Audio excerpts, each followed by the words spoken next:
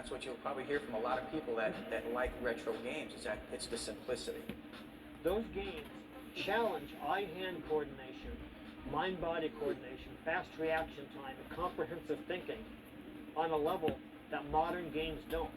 Memorization and pattern recognition is key. Because for you to get a single point further in an old game from the early 80s meant a tremendous increase of skill. If you do not know the next pattern coming up in a Tron light cycle event, you will lose your life. Only the diehards, who for some reason really love those games, continue to stick with them.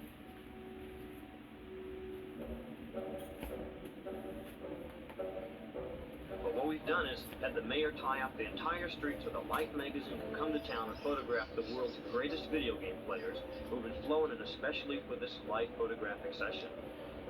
All these great superstars are coming from North Carolina, California, Canada, and many other places to be photographed as the official world champions on many different games. That was the first time two world-class players went head-to-head for a competition was Life magazine. Without a doubt, I met players that were amongst the best in the world, and maybe even would say or do whatever they could to make people believe they were the best in the world. Well, at that time, he was the world record holder on Centipede. But also at that time, he was the world record holder on Donkey Kong.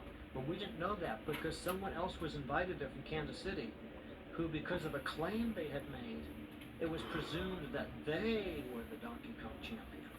Donkey Kong was the one that I first lied about. But he had submitted a bogus score, and I finally met him there at Life magazine, and I finally sat down to play him. We had not been there long, and Bill said, "Come on, let's play." I went in the arcade and sat down with Donkey Kong, and I beat him to a pulp. Well, I was better than the best, and I got 200,000 against Bill. Bill got 800,000 on his first man in that game. He shellacked me. Basically, he walked away with his head down and humbled, and that brought him to the truth, and from there we worked together. Well, the Bible, Proverbs says, as iron sharpens iron, so one man sharpens another. Bill made me a better person, and did so by basically making me confess.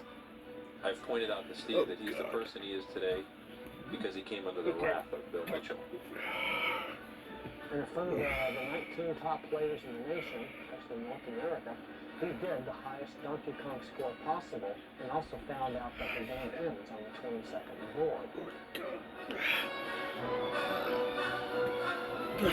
Jesus Christ. Always apply a thin film of baby powder in a mask like this before putting it on.